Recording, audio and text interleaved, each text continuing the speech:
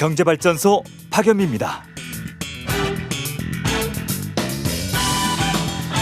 안녕하세요. 박연미입니다. 뉴욕 증시는 하루 만에 좀 진정된 모습인데 중국발 리스크에 대한 우려는 여전합니다. 부동산 개발 회사 헝다그룹의 파국을 걱정하는 건데요. 자칫 중국발 리먼 사태로 번지는 것 아니냐 이런 우려도 있고요. 아니다, 미풍에 그칠 거다 이런 전망도 엇갈리는 상황입니다.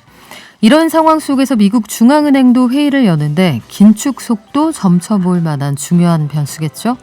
오늘 최고의 이코노미스트와 증시 전문가가 이 주제에 대해 힌트를 주실 겁니다. 당장 내일 열릴 우리 증시, 나아가서 국제금융시장과 부동산에 미칠 영향까지 함께 짚어보겠습니다. 여러분은 지금 앱으로 편하게 주문하세요. 제주 삼다수와 함께하는 TBS 추석 교통 특집 방송 경제발전소 박연미입니다. 듣고 계십니다.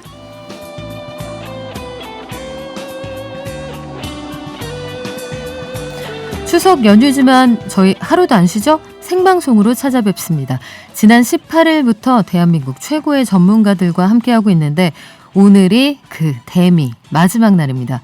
그래서 업계의 큰형님 두 분이 오셨는데요. 이코노미스트, EAR 리서치 홍춘욱 대표, 이베스트 투자증권의 염승환 이사 두 분과 함께 부동산부터 주식, 금리 하나하나 다 짚어볼게요. 그리고 오늘도 깜짝 퀴즈 준비되어 있습니다. 퀴즈 정답 보내주시면 짧은 문자 50원, 긴 문자 100원, 샵 0951로 받을 거고요. TBS 어플로도 확인할게요. 추첨을 통해서 간식 세트, 화장품 세트, 거실 매트의 홍삼 유구 고기 세트까지 선물로 보내드립니다.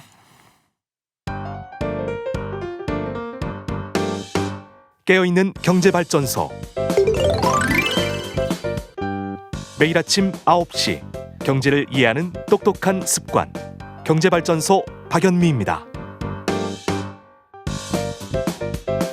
네, 오늘은 이런 생각을 하면서 시작을 했어요. 캡틴 아메리카와 토르가 한 번에 나오시는 건데 BGM으로 레드 제플린의 이마이그란트 송을 좀 깔아드려야 되는 게 아닐까라고 생각을 할 정도로 이코노미스트계의 최고봉이시죠. EAR 리서치의 홍춘욱 대표, 이베스트 투자증권의 염승환 이사님.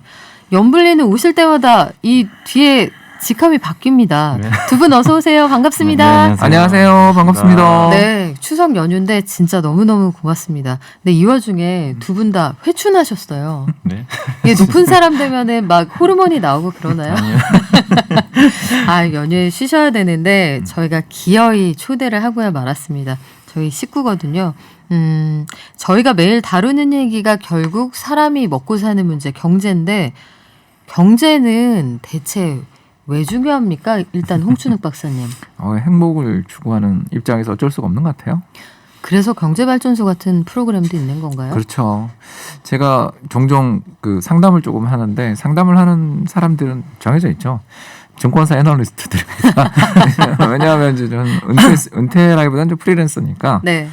그 박사님 저기 은퇴하시고 어떠세요? 나 얼굴 좋아졌잖아. 이렇게 얘기하잖아요. 네. 네, 그럴 때 이제 그럼 어떻게 해야 하면 그렇게 됩니까? 경제적 자유를 얻으면 돼라고 약을 올리거든요. 자, 경제적 자유를 얻으신 홍춘욱 박사님의 답변이었고요. 이베스트 투자증권의 우리 염블리, 염승환 이사님은 어때요? 경제는 왜 중요한 거예요? 경제요? 그러니까 저는 좀 요새 그래요. 이번 추석 연휴 때 사실 좀 어디 갔다 오긴 했는데 가면서도 이제 거기 쉬면서 생각한 게 제가 진짜 오랜만에 이제 놀았거든요. 놀면서도 뭔가 좀 불안하더라고요. 그러니까 약간 모르겠어요. 직업병인지 모르겠는데. 직업병. 근데 그 불안하다는 게 뭐냐면은 그러니까 뭔가 계속 지금 뭐 주말에 그러니까 보면 헝다 뉴스도 나왔고. 그렇죠. 뭔가 좀 이렇게 내 자산을 방어할 수 있는 뭔가를 계속 갖춰놔야 될 것 같은 그런 심리가 계속 드는 거예요. 쉬고 있지만 적들은 쉬지 않는다. 네, 그래서 이거 그냥 방심하다 또 당하겠다. 그래서 경제라는 게 결국엔 이제 나중에 뭐 어쨌든 이제 돈을 벌기 위해서기도 하지만 내가 모아놓은 자산을 소중한 자산을 지키는 거 그것도 좀 중요하지 않을까. 역시 토르와 캡틴 아메리카가 맞았어요. 토르의 망치와 캡틴 아메리카의 방패까지 오늘 한 번에 알려드리겠습니다. 지난 여름에 두 분이 그 공저로 책 한 권을 내셨어요. 네. 이번 기회로 이게 많이 친해지십니까? 아니면 각자 써서 모읍니까? 친해지지는 아직 못했고요. 친하지는 않은 네. 두 분 오늘부터 잘 됐으면 좋겠네요. 네, 오늘부터 첫날일 수도 있고요. 네. 근데 이제 몇 번 뵙긴 했는데 이 그 너무 큰 형님들하고 같이 써가지고. 아하, 김영익 교수님, 네, 또 김한진 연구위원님. 예, 그래서 김 교수님이나 김 박사님 두 분 다 사실 이쪽 업계에선 거의 저희들 보기에는 그냥 태산 같은 존재들이거든요. 아, 정말요? 그래서 큰 선배님들, 형님들하고 책을 쓰니까 아무래도 저랑 저 여미사 좀 막내잖아요. 막내 라인 봤어요. 막내 라인까지끼리 이제 눈치는 좀 봐서 친해지긴 했는데 아주 그냥 그 두 분님의 잘 받들어야 된다. 갑자기 굉장히 인간적인 게 그래요. 뭐 홍명보 선수랑 있으면은 박지성 선수도 커피 타오고 그러는 네, 거죠. 네. 네. 신발도 정리하고. 그래요. 그 홍춘욱 대표님 책 이름이 투자의 신세계였습니다. 이게 신세계라고 하면은 일단 우리가 희망적인 이미지를 좀 떠올리게 되는데 홍 대표님은 여기서 주식시장의 역사를 쫙 짚어주셨고요. 우리 여미사님은 미래에 투자하는 방법을 제시해 주셨어요. 일단 홍 대표님은 그동안 경제의 역사를 통찰할 수 있어야 돈을 번다고 강조를 해오셨어요. 이게 역사 공부까지 해야 됩니까? 그 금융 공부하는데 제일 쉬운 방법이 역사라. 이렇게 방편으로 삼은 거죠. 역사 공부가 제일 쉬웠어요.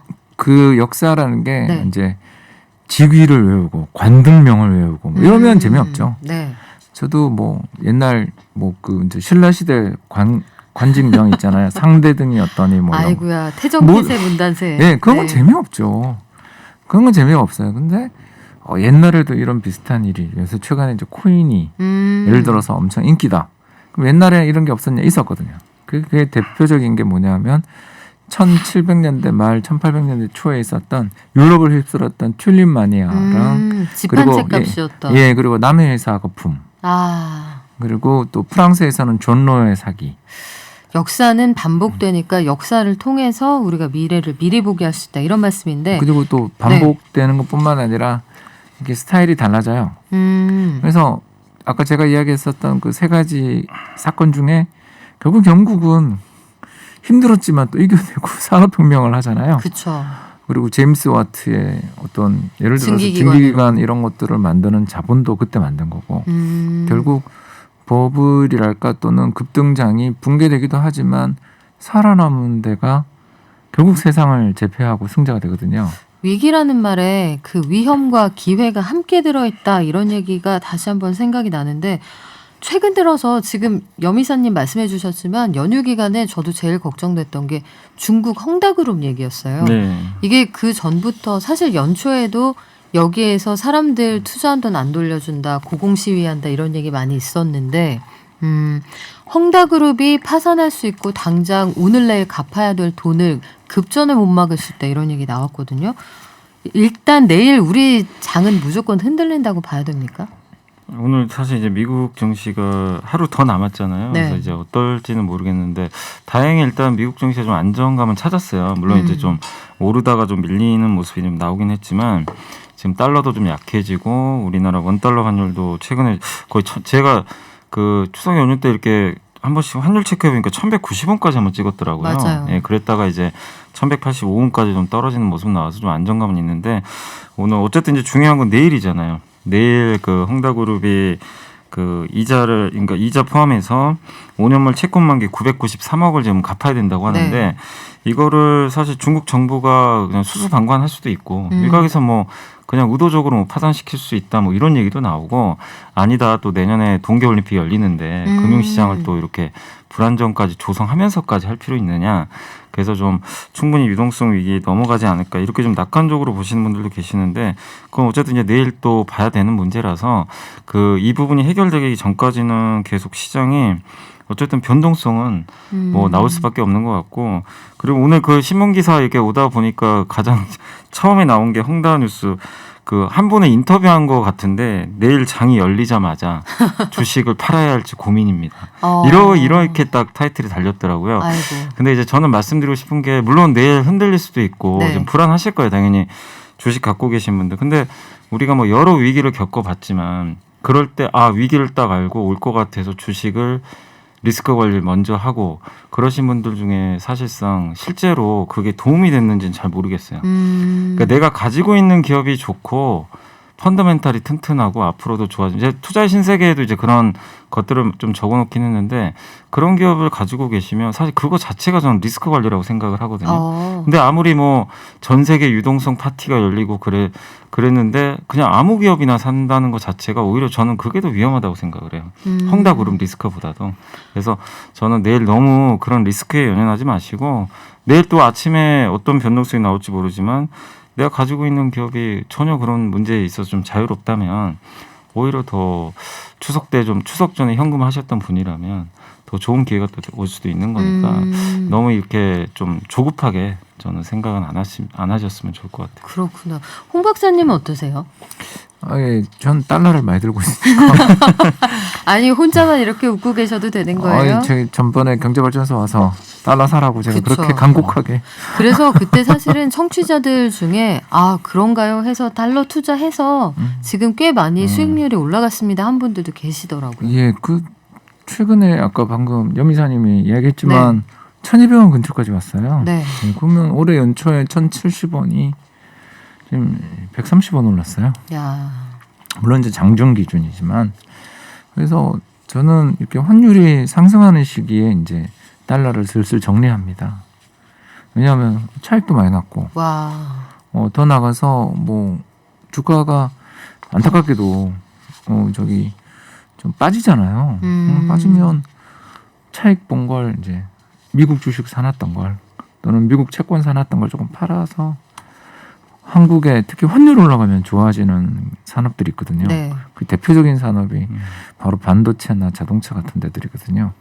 물론 환율이 오르는 중에는 안 좋아요. 그건 어쩔 수 없어요. 왜냐하면 환율이 올라가는 이유가 우리 다 알다시피 외국인이 팔아서 올라가는 거거든요. 그쵸. 수급이 안 좋은데 일단 주가는 빠져요. 빠지는데 그때 환율 급등하고 주가 빠질 때 언제 사냐? 이거는 정말 기술이지만 예술이지만 저는 뭐 1,200원 이상이면 괜찮지 않냐 그런 생각을 하는 거고요. 또 이제 두 번째가 제가 그 차우세스쿠 이야기를 많이 하는데 차우세스쿠. 예, 이거 정말 옛날 이야기죠. 예, 죄송합니다. 30년 전 또 된 이야기인데 그때 이제 유로마니아의 독재자 차우세스쿠가 이 군중들을 모아놓고 연설을 하는 중이었는데 그때 그 방송 사고가 조금 났어요. 어떤 거요? 그러니까 어떤 사람이 뭐 질문하는 그 군중 거기서 질문을 하거나 뭔가 이렇게 그 대군중 집회 중에 돌발 상황이 출현했는데 이 사람이 티를 내면 안 되는데 티를 내고 당황하고 우왕좌왕하고 어리벙벙하는 모습이 텔레비전 화면을 통해 생중계로 한 10분 났고 그 뒤 혁명이 났어요. 그 카리스마의 리더가. 그렇죠. 이게 권위주의적 국가의 최대 리스크거든요. 이게 뭐냐면 간단하게 그냥 제가 이거를 수많은 역사적인 근원이 있지만 권위주의 국가는 어떻게 유지되는가 간단하거든요. 공포와 돈이에요. 당근과 채찍이라고 저희가 부르는 건데 채찍이 무섭죠. 그러나 당근이 있었기 때문이거든요. 그 당근이 뭐냐면 저 미국 봐라. 2008년 글로벌 금융위기 때 나라 망할 뻔했다. 근데 우리 믿고 따르니까 우리의 지도력을 보니까 어때요? 우리 그때 잠깐 힘들었지만 우리가 제일 빨리 회복됐잖아. 우리는 세상을 통제할 수 있고 세상에 아무런 문제가 없어 라고 주장하며 사람들을 설득하는 거거든요. 즉 공포와 통제 또는 그 당근이 안정이에요. 그렇다면 헝다그룹이 지금 백적관도 있는 것처럼 보이지만 사실은 공산당의 보증 하나면 바로 살아날 수 있잖아요. 그것도 있고 이제 두 번째가 4대 중국 은행들이 세계 10대 은행이에요. 아시죠? 예. 왜 그런지 아시잖아요. 네, 우리 반에 전교 10등까지 다 그중에 4명이 우리 반인 거예요. 네, 거기다가 뭐 교통은행이라든가 몇몇 은행까지 하면 그렇죠. 20등 안에 6개인가 7개 들어있어요. 왜 그런지 아세요? 그 전부 외환보유고로 자본금을 채웠어요. 세상에 그게 저는 가능한지도 모르겠어요. 그런 매직이 그렇게 따지면 우리 한국은행도 금방 올라갈 수 있는. 그런데 그쵸? 이제 우리는 상장시키면 아무래도 정부는 물론 규제를 통해 네. 암묵적으로 행장님을 꽂지만 죄송합니다. 이거는 제가 이제 그냥 웃자고 한 이야기고요. 네. 암묵적이라고 제가 했습니다. 네. 어디라고 이야기 안 했고요. 근데 핵심은 뭐냐 하면 그 독립이잖아요. 근데 중국은 그런 거 없거든요. 그냥 금리 정부가 결정하고 대출 금리도 정부가 결정해요. 그렇죠. 그런 나라에서 어느 회사를 죽인다 살린다 그거는 옛날 우리나라 80년대 모 그룹 살려 날려 하는 거랑 똑같거든요. 자, 그때 왜 한의가 났느냐? 이걸 묻는 거죠, 저는. 그럴 가능성들은 희소하지 않냐. 그리고 차우세스쿠 사례를 다 봤는데 적어도 티는 안 내려고 엄청 노력할 거라는 거죠. 그래요. 지금 뭔가 좀 맛보기로 그룹들 그리고 그 산업계에 보내는 메시지가 있다 이런 얘기가 나오거든요. 우리 퀴즈 내고 교통정보 갈까요? 퀴즈를 하나 준비했습니다. 첫 번째 퀴즈인데요. 두 분 말씀을 듣다 보면 옛날 얘기처럼 너무 재밌어서 빠져들지만 저희가 오늘 공부하는 중간중간 퀴즈도 내드리겠습니다. 오늘 염이사님께 먼저 부탁드릴까요? 네, 제가 퀴즈 하나 내드리겠습니다. 연기 톤으로 부탁드려요.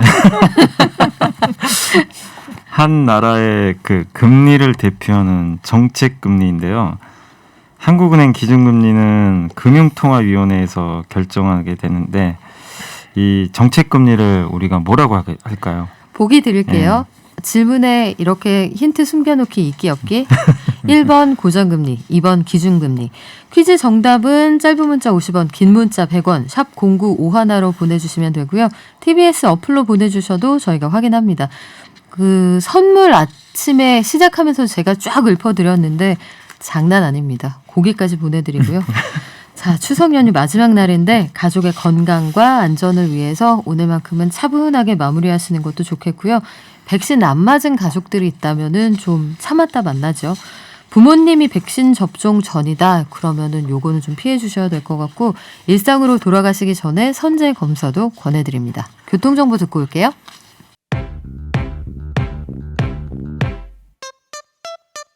돈이 굴러가는 기본적인 흐름. 잘 먹고 잘 사는 게 주식 관련해서 가짜 정보가 많더라고요. 용어라든지 이런 게 너무 어려우니까 잘 모르는 사람들도 쉽게 접할 수 있는 서민들 정책을 많이 좀 알려줬으면 좋겠습니다.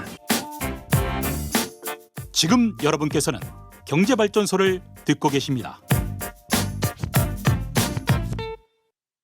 자, 여러분 고기는 언제나 옳죠? 문자 정말 많이 오네요. 고기 주세요.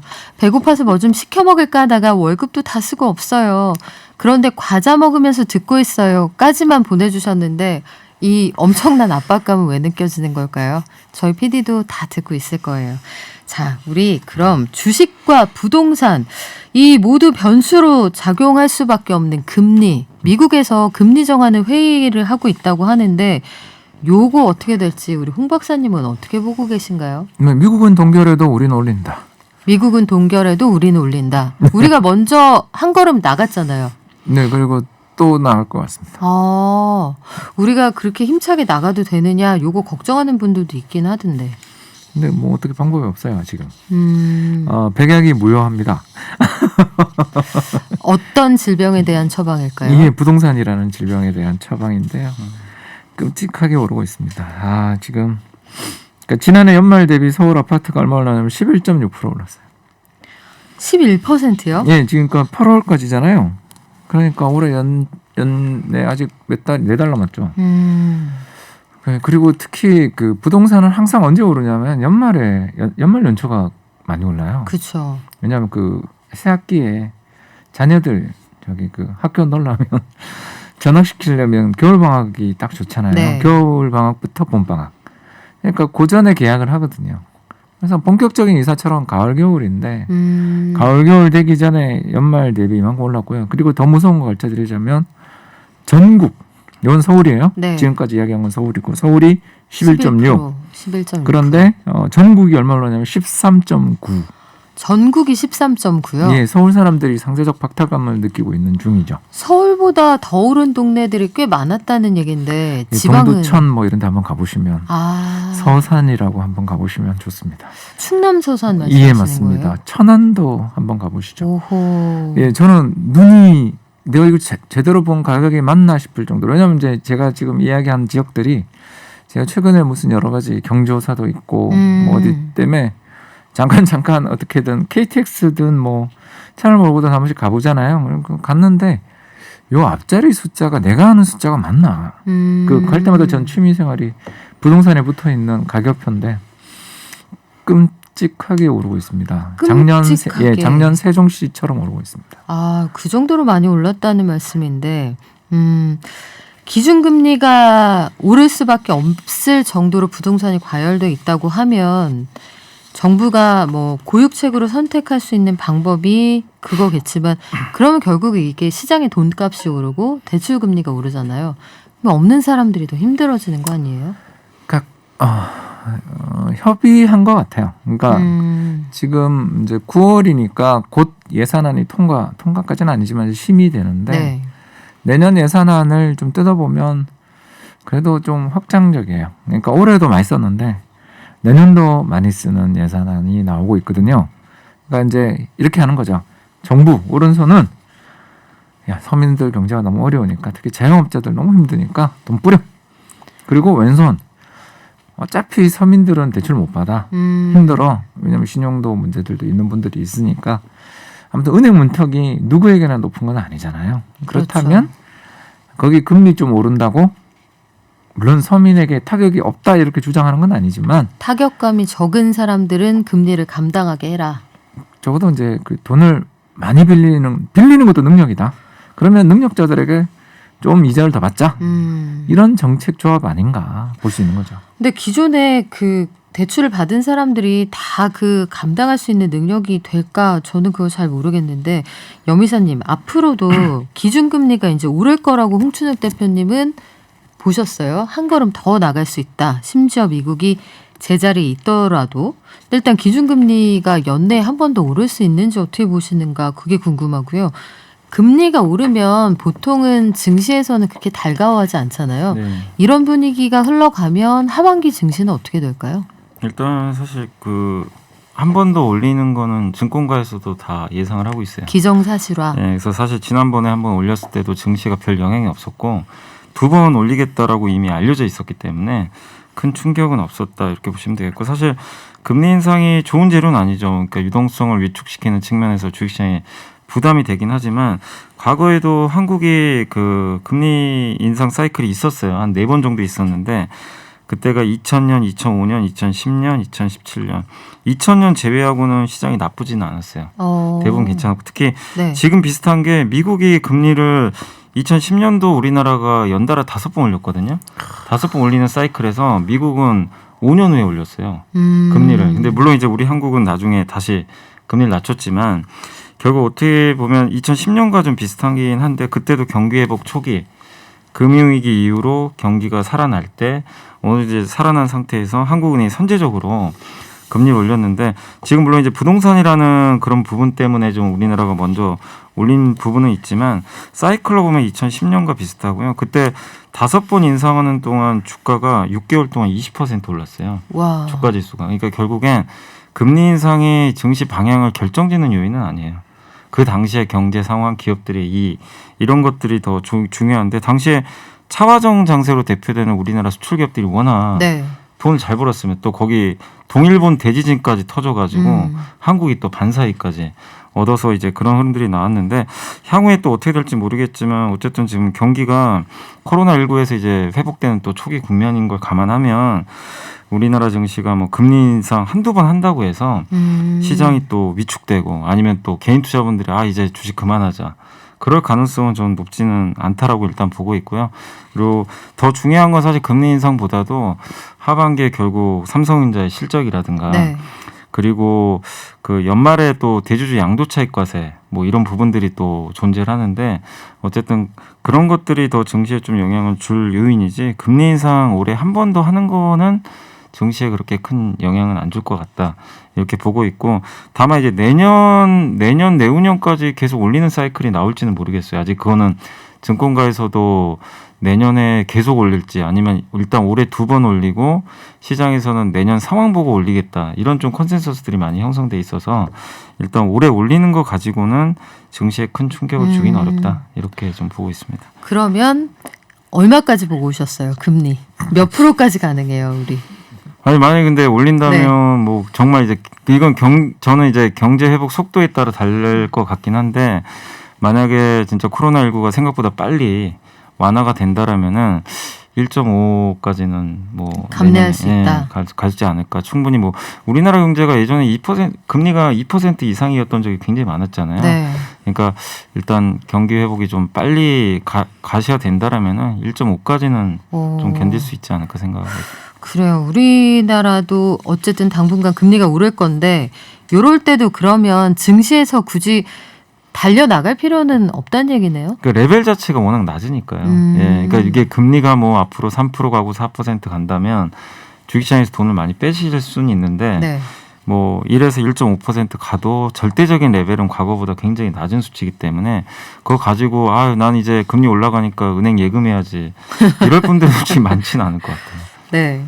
예금을 하기에는 뭐 아직까지 이자가 좀 섭섭한 상황인데 기준금리 인상되는 것만 걱정은 아니에요. 사실 요새 증시는 재미없습니다. 앞서서 잠깐 말씀을 드리려다가 타이밍을 놓쳤는데 신간, 투자의 신세계를 펴내셨어요. 여기에서 여미사님이 미래에 초점을 맞춰서 5N에 투자하자. 5개의 N이 중요하다 하셨거든요. 요 5개의 N, 여기에 주목을 하면은 우리가 나중에 크게 웃는 날이 오는 겁니까? 그러니까 이게 너무 이제 금리나 그런 것들 우리가 사실 이제 주식시장 보면요 이제 그런 분들 계세요. 매일 걱정만 하신 분들이 계세요. 보면 뉴스 보면요 하루에 하나씩은 무조건 걱정거리가 계속 나와요. 그럼 영원히 주식 못 삽니다. 살 날이 없어요. 그렇죠. 살아생전에 그 좋은 일만 있는 뉴스는 없잖아요. 그러니까요. 네. 그러니까 너무 그런 거 생각하지 마시고 이런 얘기를 해드리면 이건 이제 다들 뭐 찾아보시면 아실 수 있는 얘기지만 주식 초보 투자분들한테 이런 얘기 해드리거든요. 미국이 2015년 12월부터 금리를 올렸는데 금리 인상하면 보통 미국의 기술주들이 안 좋다고 우리가 배워서 알고 있는데 그쵸. 나스닥 지수가 2배 올랐어요. 금리 인상 사이클에서. 뭐냐면 그 당시에 네. 애플, 뭐 테슬라도 있을 거고 이런 이제 빅테크라고 하는 기업들이 금리가 무슨 웬 말이냐 오르든 말든 난 내 갈 길 간다. 성장하니까 아무 필요가 없는 거예요, 사실은. 야. 그래서 그거를 저도 찾아야 된다고 생각해요. 앞으로 당연히 지금보단 금리는 오르겠죠. 유동성 환경이 지금보다 위축될 수 있다 하더라도 이거를 뚫고 성장하는 기업들은 보상을 준다고 저는 생각하거든요. 그래서 네. 그 5개 N으로 제가 책에다 이제 적어놓긴 했는데 뭐 친환경 다 앞에 뉴자를 붙인 거예요. 뉴. 진짜 5N이네요. 네, 그냥 뉴자를 붙인 거고 이제 친환경 그다음에 유럽이 저는 좀 개인적으로 유럽이 좀 그래도 부활하지 않을까. 지난 한 몇십 년간 유럽은 정말 이제 존재감이 없었던 나라거든요. 점점 근육이 빠지는 네. 느낌. 네. 근데 이제 이번에 또 9월 다음 주죠. 이번 주 일요일 날 이제 독일에서도 총선이 열리게 되고 뭔가 좀 변화가 시작되지 않을까. 좀 새로운 유럽이 좀 나올 수 있을 것 같아서 기대를 하고 있고 그다음에 뉴스페이스 뭐냐면은 그 얼마 전에 스페이스X의 크루 드래곤이 우주여행 하고 왔잖아요. 야, 네. 3일 신기했어요. 동안. 그러니까 저는 그 영화에서 보던 장면을 봐서 너무 신기했는데 진짜 이제 민간 우주 시대가 열리는데 민간으로 가면 돈이 되거든요. 그 부분하고 또 새로운 세계는 흔히 말하는 그 메타버스 그리고 새로운 소비는 점점 이번에 코로나19로 인해서 양극화되는 것 같아요. 정말 비싼 건 더 잘 팔리고 없어서 못 팔고요. 뭐 시계 같은 것도 명품 시계는 뭐 매장에 가도 내가 구할 수가 없고 그 다음에 완전히 싼 그 가성비 제품들도 네. 굉장히 잘 팔리는데 중간에 어중간한 제품들은 안 팔려요. 그러니까 브랜드 포지션이 어중간한 회사들은 저는 좀 살아남기 어려울 것 같고 완전히 비싼 제품을 팔든가 브랜드 가치가 있거나 아니면 정말 초저가 그렇지만 품질이 그렇게 떨어지지 않는 이런 좀 양극화 시대에 소비 문화가 좀 확산이 되면서 거기서 어떤 기업들이 주목받을 수 있는지 그런 것들을 한번 써봤습니다. 이게 좀 미래가 네. 될 것 같아서. 작품성 아니면 흥행성이네요. 네. 주식도 영화 시장하고 똑같다는 생각이 드는데 저희도 오늘 작품성과 흥행성 모두 잡는 선물 준비했습니다. 한식의 새로운 품격 사홍원에서 간식 세트 드리고요. 각질 전문 한 코스메틱에서 한방 아라운스 필링 젤을 매트의 명가 파크론에서 더스트 앤 쿠션 거실 매트를 김포 파주 인삼 농협에서 갱년기 여성 건강에 도움을 줄 수 있는 그대화 다시 일상으로 응원 릴레이 유구자조금 관리위원회에서 유구 고기 세트까지 드립니다. 우리 교통정보 갔다 와서 퀴즈 낼까요?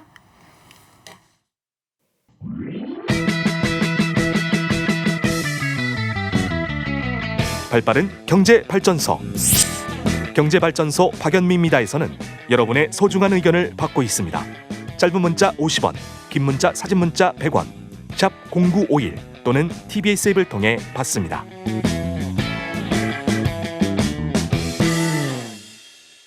자, 첫 번째 퀴즈 정답 갑니다. 여미사님 정답 뭐죠? 네, 한국은행에서 결정하는 금리를 2번 기준금리라고 합니다. 야, 사실은 질문 안에 정답이 들어있었어요. 아, 우리 제작진 이러기 있기 없기. 자, 선물 당첨 기회를 높일 수 있게 두 번째 퀴즈도 준비했습니다. 이번에는 홍춘욱 박사님께 부탁드릴게요. 네, 한국은행에서 결정하는 기준금리는 지금 몇 %일까요? 오, 너무 어렵다. 1번 0.75%, 2번 7.25%. 퀴즈 정답은 짧은 문자 50원, 긴 문자 100원에 유료 문자로 보내주시면 되고요. 샵 0951로 받습니다. TBS 어플로 보내주셔도 저희가 실시간으로 확인해서 선물 보내드릴게요. 홍 박사님, 이번에는 부동산 가볼게요. 급증하는 가계부채 때문에 지금 급브레이크 거는 느낌 들거든요. 맞습니다. 특히 신임 고승범 금융위원장은 굉장히 강경해 보이는데 집값 잡겠다는 거는 알겠어요. 근데 또 서민들은 가뜩이나 돈도 잘 안 꿔준다. 그리고 아파트 집단대출까지 안 해주면은 현금 없으면은 분양대도 못 들어간다. 아우성이 있거든요. 홍 박사님 보시기에는 이런 조치가 지금 딱 적절합니까? 적절하지는 않지만 어쩔 수 없는 면은 있다. 이게 이제 저는 좀 우리나라 금융당국이 안 됐어요, 좀. 안 됐어요? 네, 그러니까 지금 집값이 급등한 이유가 뭔가? 이렇게 하면 세 가지인데 세 가지를 다 이야기하는 건 좀 그렇지만 가장 큰 이유는 뭐냐면 코로나 팬데믹이에요. 코로나 팬데믹으로 경제가 그 락다운이라고 그러잖아요. 그게 작년에 시사 단어잖아요. 네. 사회적 거리두기 이렇게 심하게 하는 상황에서 기업들이나 자영업자들 너무 힘드니까 도와주자라는 건 세계적인 공감대. 그래서 금리가 0.5%까지 갔다가 지금 0.75%까지 이제 조금 인상되는 정도에 그쳤는데 이 정도 금리 레벨에서 부자들이 돈을 들고 있는 부자들 입장에서 은행에 예금하고 싶겠어요? 정말 이 금리를 보고서 이거 어떡하지 하고 있을 거라는 거죠. 근데 네. 그 돈 중에 일부는 분명히 주식 왔어요. 그렇죠. 그러나 주식은 하루에 막 몇 % 오르고 내리고 하니까 불안하잖아요. 그러니까 결국 부자들이건 이 시중에 모여 있는 이 어마어마한 돈들이 갈 때가 좀 안전해 보이는 대로 간다는 거예요. 그리고 그 수익을 좀 주는 대로. 그게 바로 부동산이다. 예, 그래서 금리를 현재 0.75%인 기준금리를 뭐 예를 들어서 아까 연미사님이 3% 이렇게 이야기했지만 그 정도까지 인상하면 좀 잡겠죠. 근데 못 잡는 거 알아요. 알지만 뭐라도 해야 되는 지금. 이거라도 해보는 거다. 네, 그러니까 심리를 바꿔보고 싶은 거예요. 근데 그 유탄을 맞는 사람이 너무 많지 않아요? 그러니까 이제 제가 이제 그 유튜브를 하잖아요. 광고 네. 한번. 유튜브 하기 위해서 제일 열심히 가는 데가 어디냐면 그 2호선 홍대역 근처에 있는 스튜디오들을 가요. 아, 거기가 되게 많아요. 거기가 팟캐스트 스튜디오들이 많죠. 네, 많고 또 저 입장에서 이제 젊은 분들 볼 수 있으니까 좋아서. 아이고야, 젊은 분들이요? 아니 참 그리워요. 좀. 네. 네, 아무튼 제가 좀 연령대가 아주 높은 지역에 사무실이 있으니까 2호선 변에 이제 가는 거죠. 가면 끝나고 당연히 PD님하고 식사해야 될 거 아니에요. 이제 물론 네. 사회적 거리두기 때문에 저같이 백신 맞은 사람들은 이제 약간 편해졌지만 아무튼 가면 저희밖에 없어요. 사람이 없구나. 예, 네. 비 오는 저녁이긴 했지만 인기 맛집이고 줄을 서는 집이었는데 원래 그럴 때는 손님 더 많았죠. 예전엔 비 오는 저녁에 홍대 인기 맛집 술집이다 그러면은 뭐 미어 터져야 정상이죠. 근데 끝나고 나올 때까지 저희밖에 없었어요. 아하. 그러니까 왜 그러냐면 이제 그 2명으로 6시 강화된 이후에. 다음에 네. 자, 이런 상황에서 자영업이 어떤 일을 겪느냐 우리 다 알죠. 대출을 뭐 좀 받아서 버티는 거지만 결국 대출이라는 건 남의 돈이고 그렇죠. 갚아야 될 돈인데 갚지를 못하게 되니까 결국 폐업이 되는 거고 임대 놓습니다라는 간판이 전국 어디나 가도 너무나 많은데 이 상황에서 뭐 금리까지 올라간다. 이건 진짜 큰 타격이죠. 그래서 저희가 현재 0.75%인 정책금리 기준금리가 인상돼 봐야 1%대 아니겠냐. 네. 이런 이야기를 하는 이유가 그 주변에 그런 정말 너무나 끔찍한 그러니까 한 가정이 죄송합니다. 무너지는 네. 분들도 있을 수 있는데 거기다 금리를 공격적으로 인상하겠냐? 이건 아니죠. 그러니 정말 저는 아까 이야기했던 것처럼 다시 말해서 우리나라 금융당국이 안 됐다. 요건 죄송합니다. 막 많이 먹는데 효과는 별로 없어 보이는 일을 하고 있으니까. 고육책이다. 그렇지만 이거 위에 딱히 대안이 없다는 말씀인데 그런 의미에서 저도 한 가지 공감하는 부분은 금리를 이렇게 올리고 여러 가지 아우성이 있음에도 불구하고 이 방향으로 가잖아요. 집값을 좀 떨어뜨리거나 적어도 상승세를 좀 누르고 싶다는 건데 근데 집값은 계속 오르는 것 같아요. 오르는 정도가 아니고 급등. 그러니까 2006년 우리 그 유명한 버블 세븐 장세 기억나세요? 기억나네요. 예, 노무현 네. 대통령 시절에 그 버블 세븐을 이야기하면서 뭐 과천이라든가 강남을 거론했었잖아요. 근데 지금은 전국이 버블 세븐입니다. 이게 왜 이런 일이 벌어졌냐 우리는 다 알잖아요.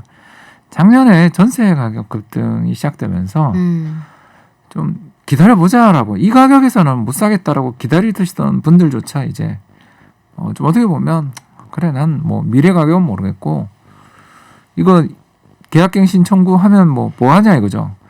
2년 뒤에 전세로 얼마를 더 올려줘야 되는데 몇천 몇억을 올려줘야 되는데 이거를 차라리 지금 빚을 져서 또는 뭐 주변의 도움을 받아서 네. 사두자 갭 투자하자.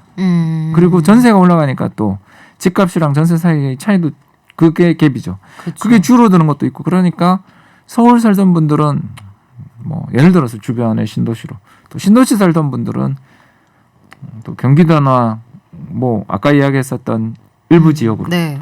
그러면서 이게 핵심 지역이 급등한 것보다 요새는 주변 지역이라고 표현할 수 있는 또는 약간 상대적으로 집값이 덜 비싼 지역으로 걷잡을 수 없는 이 쓰나미가 가고 있는 중이니까 이 전세를 네. 지금 어떻게든 좀 잡아야 되는데 이 전세 잡는 문제가 안 되다 보니 이게 연쇄적으로 어마어마한 악영향을 미치고 있는 중입니다. 그러니까 이게 도미노 현상 같아요. 보면은 중심부에서 방사형으로 전국 집값이 다 올라가는 그런 또 상황인데. KTX 따라서 또 아이고 그러게 말입니다. 그리고 또 새로운 뭐 도시계획 따라서도 들쑥날쑥하다고 하는데 그러면 집을 살 계획이 있는 분들 이런 분들한테 아주 현실적인 조언이 어떻게 드려야 될지 궁금한데 지금 어떻게 끌어올 수 있는 영혼이라도 끌어서 사야 됩니까? 아니면 물론 영혼을 끌어올 수 있다는 보장도 없어요. 지금 대출이 잘 안 되기 때문에. 바로 그 문제죠. 그게 가능하다고 하면 지금 사는 게 맞습니까? 아니면 일단 기다려 봐야 됩니까? 전 지금 사는 게 맞다고 봅니다. 이게 이야기한 지 벌써 한 2년 된 것 같아요. 우리 네. 김현미 맞아요. 소장님하고 뵌 지도 오래돼서 저는 이 이야기를 왜 하냐면 이게 그 전세가 진정되려면 두 가지가 필요해요. 첫 번째 사람들이 자포자기 하던가 이제 전세는 없다. 우리나라의 전세는 이제 없고 이제 월세다. 이렇게 아예 각오를 하시던가 그러면 바뀔 수가 있겠죠. 근데 아직 그거는 사람들의 심리 변화는 아직 좀 네. 남은 거고 두 번째가 입주 물량이에요. 우리 그 2018년 동남권 서울 동남권의 대규모 입주 물량 그 한 단지에서 10,000호 입주하던 거 기억나세요? 아 그때 네. 그래서 전세값 뚝 떨어졌었잖아요. 맞습니다. 네. 그리고 그 용량으로 예를 동남권만 전세가 빠졌냐면 그러지 않았어요. 주변 지역까지 확산됐습니다. 왜냐하면 맞습니다.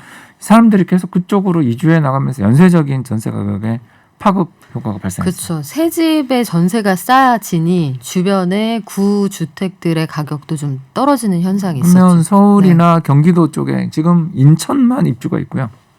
인천은 좀 입주 물량이 있습니다. 그걸 제외한 서울, 경기, 수도권 지역에서 입주 물량이 언제 나오냐면 2023년 하반기에 그것도 아주 빨라야 나와요.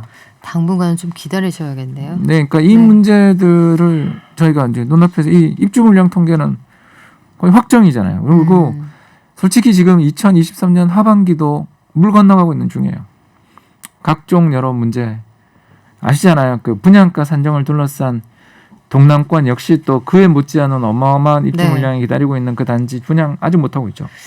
여러 가지 그 현실적인 상황하고 정책적 목표가 좀 충돌하는 부분이 있는 것 같은데 여미사님이 보시기에는 우리 지금 금융정책 어느 쪽으로 가는 게 맞아요? 뭐 증시 걱정도 증시 걱정입니다만 결국은 증시라는 게 우리 경제가 잘 가고 있느냐를 보여주는 온도계 같은 거잖아요. 예.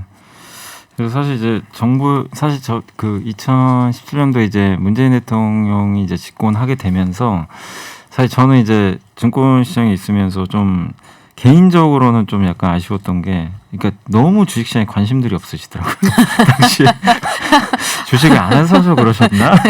근데 바뀌시더라고요, 확실히. 네. 예, 그 후로는 정책도 좀 나오고 뭐 벤처 펀드라든가 뭐 네. 이런 것도 있었고 직접 또 펀드도 가입하셨잖아요. 그렇죠. 수익률도 네. 꽤 괜찮다고 네. 말씀하셨어요. 그래서 점점 주식적으로도 좋은 정책들 좀 나오는 것 같아서 개인적으로 좀 굉장히 좋았는데, 다만 이제 우리 한국 시장이 좀 더 이제 그 커지기 위해서, 그러니까 우리 한국 시장이 보면 맨날 그 ATM기다, 뭐 위기만 생기면 돈 다 빼간다. 그러니까요. 예, 그 이유 중에 하나가 사실 외국인들이 그 우리 한국에 투자를 하지만 사실 우리나라 한국 기업에 투자도 하지만 한국의 그 전 세계로 보면 한국은 신흥국에 포함이 돼 있거든요. 근데 신흥국은 당연히 선진국보다 추정하는 자금 규모가 작아요. 네.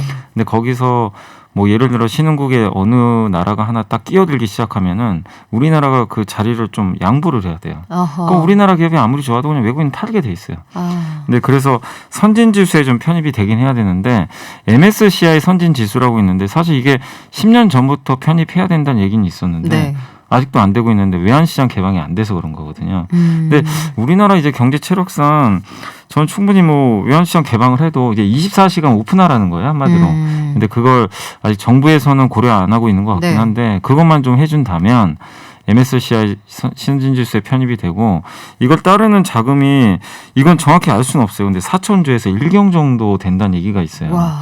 어마어마한 돈입니다. 네. 근데 선진지수에 편입이 되면 뭐가 좋냐면 우리나라가 이제 양보할 이유가 없어져요. 매번 이제, 그러니까 이 칸은 좁은데 자꾸 다른 나라들이 계속 끼어들어요, 신흥지수. 의자 뺏기 같은 네. 거군요. 근데 선진국은 네. 널널해요, 정말. 음. 의자도 널널하고 가서 그냥 변동도 안 합니다. 그래서 거기 들어가면 외국인들 자금도 당연히 들어올 수밖에 없고, 또 선진지수로 들어가는 순간 우리나라의 고질적인 좀 문제 중에 하나 있죠. 항상 들어보셨겠지만 저평가. 항상 한국은 뭐 이러이러한 요인들 때문에 네. 저평가 받는다. 이 요인도 선진지수에 편입이 되면 좀 해결될 가능성이 있거든요. 그거 그래서- 한번 고민을 해봐야 되겠네요. 그게 좀 됐으면 좋겠고, 그다음에 이제 2023년부터는 그 5천만 원 이상 이제 주식으로 수익을 내면 양도세가 그쵸. 이제 부과되는데, 뭐 그건 결정됐으니까 어쩔 수 없는 거지만, 좀 장기 투자하시는 분들한테는 뭐 최소한 1년 이상 하면은 좀 세제 혜택 같은 걸 좀 지원을 해주시면 조금 더 장기 투자 문화가 확산이 되고, 이렇게 되면 증시 변동성이 좀 완화될 수 있기 때문에 좀 좋은 어떤 그 투자 문화가 형성되지 않을까, 좀 그렇게 생각은 하고 있습니다. 네. 교통정보 듣고 와서 더 고민해보죠. 깊이 있는 경제 발전소. 시민과 함께 공부하는 경제 시사 프로그램 경제 발전소 박연미입니다.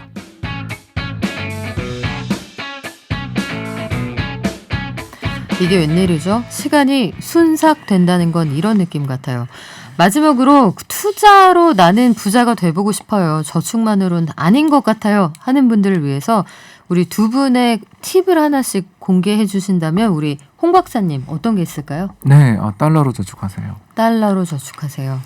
그러니까 아까 연미사님이 이야기했었던 그 5개의 N 네. 기업들을 사고 싶은데 문제가 뭐냐면 비싸요. 저는 정말 연미사님 이야기에 동의하는 게, 그런 회사들이 앞으로 10년을 생각하면 너무너무 좋아 보이잖아요. 자, 근데 우리가 왜 못 사죠?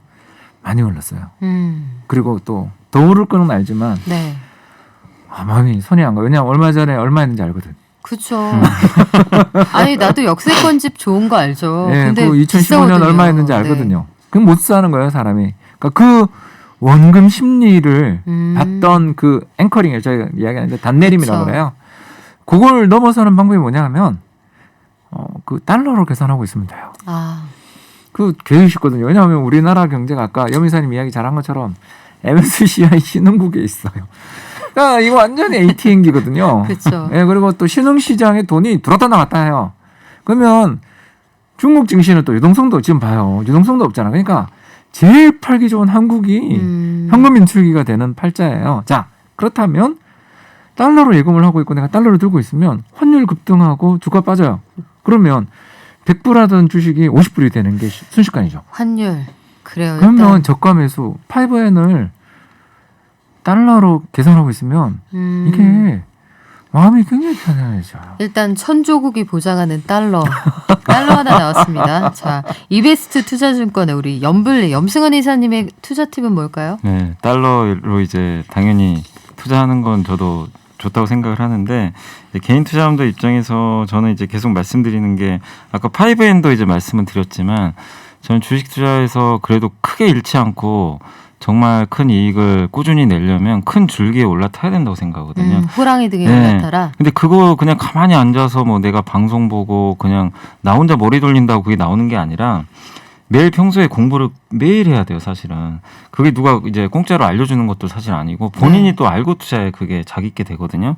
그래서 저는 좀 기본에 충실하자. 그러니까 사실 팁이 있는 게 아니라 매일매일 공부하는 데서 저는 답이 있다고 생각을 해요. 뭐 뉴스도 보시고 신문도 지면신문 보시고 증권사 보고서도 보시고 프린트 하셔가지고 그걸 매일매일 반복하면 그게 네. 나중에 엄청난 지식이 되고 그게 이제 나중에 뇌가 참 신기한 게 그걸 자연스럽게 큐레이팅을 해줘요. 자기가 이렇게 공부하다 보면은 나 이 줄기로 가야 되겠구나. 그럼 거기에 올라타시면 돼요. 그리고 물론 이제 좋은 기업들이 이미 알려지니까 비싸지만 네. 공부를 하다 보면요 그 줄기에 있는데 미처 발견하지 못한 이제 진주 같은 기업들이 하나씩 나오게 됩니다.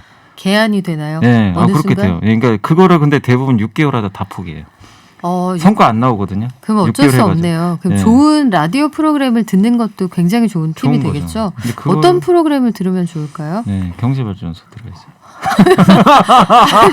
좀 힘차게 얘기해줘요, 이사님. 네네. 저한테 물어주세요. 네, 홍 박사님 어떤 프로그램 들어야 경제발전소가 최고인 것 같아요. 아 정말요? 저는 네. 겸손할래요. 네. 자, 여러분 그 추석 연휴에 아마 가족들 만나는 것도 쉽지 않으셨고 심란한 상황들 고민들도 많이 하셨을 것 같은데 내일 장이 쉽지가 않을 것 같습니다. 그래서 저희가 특집으로 준비를 해봤고요. 오늘 퀴즈 정답 2개였는데요. 첫 번째 퀴즈 정답은 아까 기준금리 알려드렸고요. 우리 두 번째 퀴즈 정답 알려주세요, 홍 박사님. 0.75%입니다. 네, 0.75% 현재 한국은행이 결정한 기준금리 수준입니다.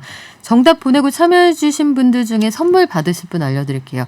당첨자 0808님, 1349님, 6624, 6303, 추석 대왕보름달님, 초코첵스님 축하드립니다. 지금까지 앱으로 편하게 주문하세요. 제주 삼다수 엽찬 추석 연휴 경제발전소 추석 교통 특집 방송과 함께 하셨고요. 이 사연 읽어드려야겠네요. 2529님 0.75% 정답 맞춰주셨는데 조건이 안 돼서 제2금융권에서 대출을 받았습니다. 그러니까 은행권 문턱이 높았단 말씀이죠. 이자 차이가 많이 나네요. 어쩔 수는 없지만 서서히 줄어들겠죠 하셨는데 아이고 금리가 추세적으로 좀 올라갈 것 같습니다. 요 금리 상황에 좀 대응은 하셔야 될 것 같고 9464님 작년에 남편이 발령받아서 새로운 지역으로 와서 집 구하려고 보니까 전세도 비싸고 집값이 자고 일어나면 1,000만 원씩 오르더라고요. 너무 비싸게 느껴졌는데 지금 못 사면 영영 못 살 것 같아서 대출을 엄청나게 많이 받아서 흔히 말하는 영끌로 샀습니다. 근데 금리 오른다니 눈앞이 깜깜해집니다 하셨는데요. 저희가 이런 상황에도 우리가 어떻게 대응할 수 있는지 토르의 망치, 캡틴 아메리카의 방패 같은 그런 소식 많이 전해드릴게요. 힘내세요. 발전!